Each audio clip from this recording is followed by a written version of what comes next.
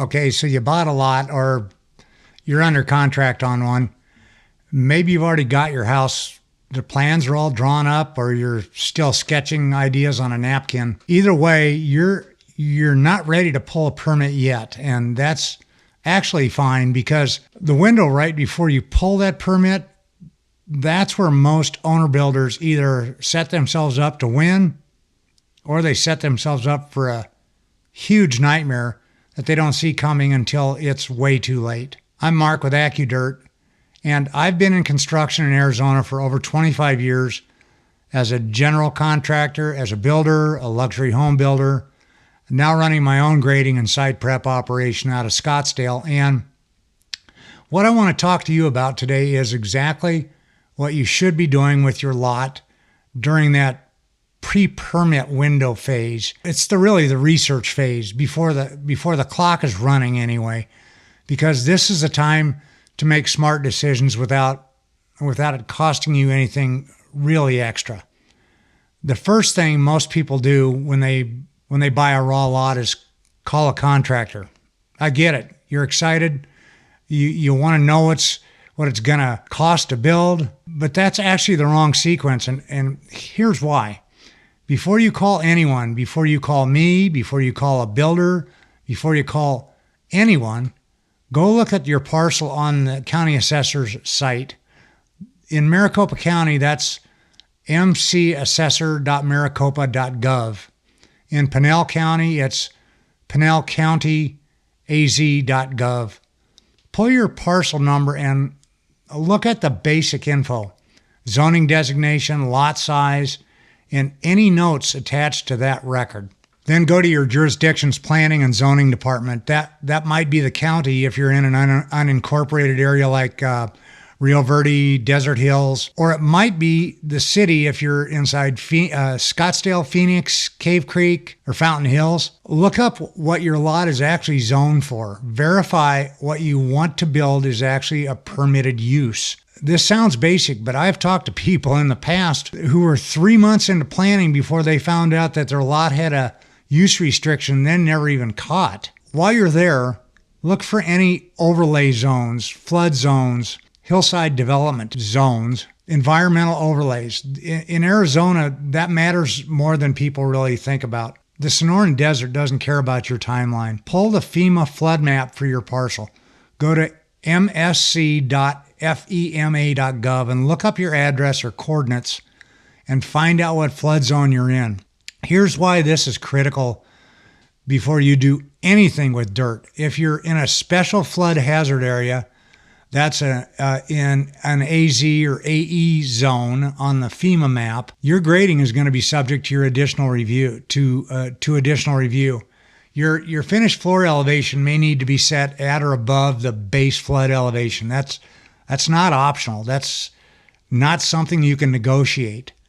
Your permit won't get approved without it. Even if you're not in a designated flood zone, Arizona drainage is not like other states. We have monsoon seasons. We get sheet flow, and I talk about this in another video. Lots that look perfectly flat can have serious water movement problems during just a 2-inch rain event.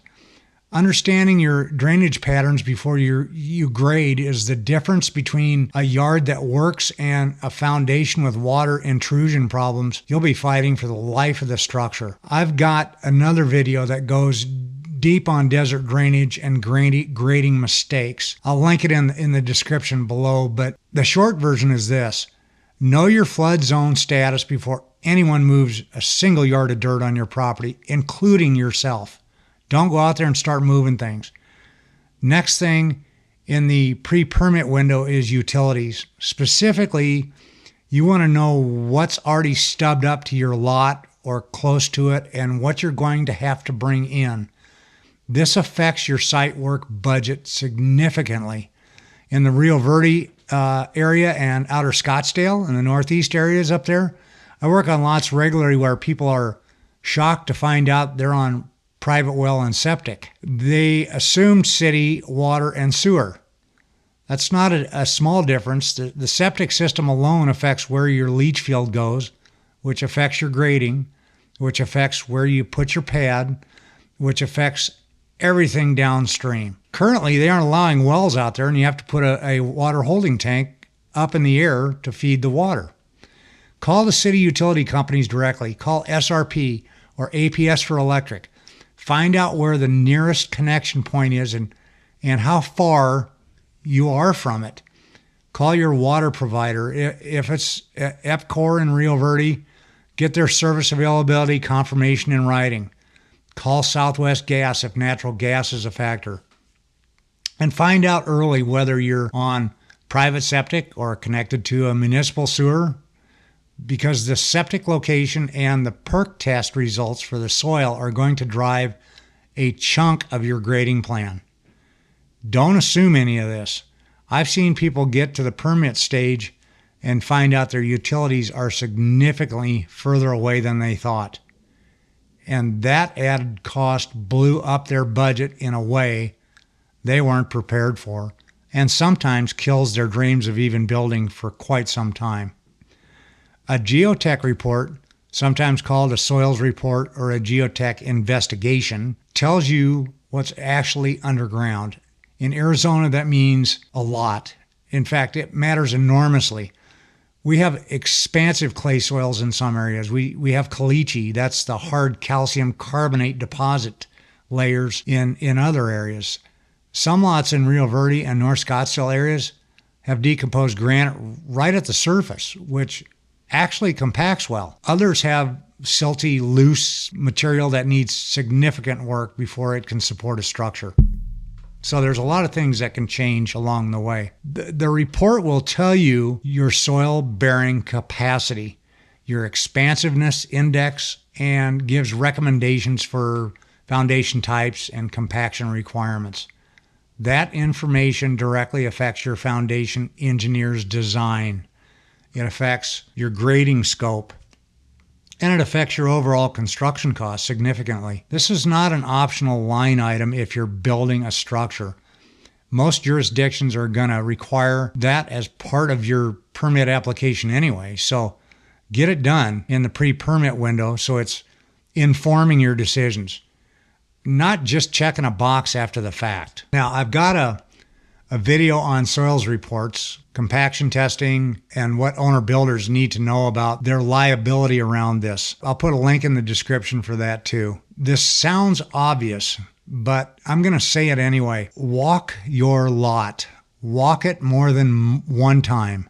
Walk it after a rain, if you can. It doesn't rain here that often. When I do a site consultation, the first thing I do is walk the property and look at several things. I'm looking at the natural drainage direction. Where does the water want to go when it hits the lot? I'm looking at existing vegetation. What's the removal scope look like? Whether there's anything protected. What's the water coming onto the lot going to do? In Arizona, you cannot just bulldoze saguaros. Protected native plants require a permit to remove or relocate, like saguaros, palo verdes, things like that. If your lot has significant saguaro coverage, you need to know that before you budget your clearing work. I'm also looking at existing grade differences. Is the lot higher or lower than the road? Higher or lower than the adjacent lot? That affects your pad elevation decisions, your drainage design, and your retaining wall scope, if any is needed. I'm looking at access. Can equipment get on the lot easily? Or is there a situation that's going to require some creative maneuvering? I'm looking at whether there's existing concrete or asphalt, any old structures or old debris that needs to be moved and come out. None of this costs you anything to assess in advance. It costs you a pair of boots and some time, but it's information that will directly affect the scope of your site and your overall project budget. Here's one most owner builders don't think about. Before you finalize your house plans, before you send that PDF to the permit office, talk to your site work contractor. Why? Because your pad location, your pad elevation, your driveway approach, and your drainage design are not just architectural decisions. They're grading decisions. And if your architect or designer hasn't accounted for the actual site conditions, you can end up with a plan that technically passes review but creates problems the moment we start grading. I've seen plans come out with a pad elevation that would require importing fill material at significant cost when a simple adjustment to the floor plan orientation would have put the pad on a portion of the lot that grades out naturally. That's the kind of thing a grader catches in a 30-minute site consultation that a designer sitting at a computer just doesn't see. I offer free site consultations, and I'll walk your lot with you, talk through the grade, drainage, access, and site prep scope. Not a problem. That conversation before your plans are finalized can save you some real money. And if I don't work out with you, no hard feelings. It's a free consultation. I'll help you however I can. Last piece before we wrap this up. Once you've done your research, you've got your parcel info, your flood zone status, your utility availability, your soils report ordered. You've walked the lot. You've talked to your site contractor. Now build your timeline backwards from your target permit date. In Maricopa County and most Arizona jurisdictions, residential new construction permits they're not instant. Plan for 4 to 8 weeks minimum on permit reviews, sometimes longer depending on the jurisdiction and how complete your application is. Some jurisdictions are faster, some are slower. Ask them. Your soils report typically takes 2 to 3 weeks from field investigation to final report delivery. If you need a survey or a topo map, and most owner builders do, add that to the timeline. Point is, the pre-permit window is not wasted time. It's the window where you do the work that protects your project downstream. The people who skip this and rush to pull a permit fast are usually the same people who are 3 months into construction and hitting problems that a little upfront research would have saved you a lot of time and a lot of money. Pull your parcel info and verify your zoning. Check the FEMA flood maps, confirm utility availability, and don't assume it. Order your soils report early, walk the lot yourself a couple of times, talk to your site contractor before you finalize plans, and build your timeline with a realistic buffer. Add some time in there. You're going to need it. If this video helped you at all, appreciate you subscribing. I'll put out content like this from time to time for owner builders and builders and people who want to understand the site work side of residential construction before they get surprised by it. And check the description for the links to my soils report video and my desert drainage video. Both of those go a little deeper on topics that I touched on today. I appreciate you watching. I'll talk to you soon.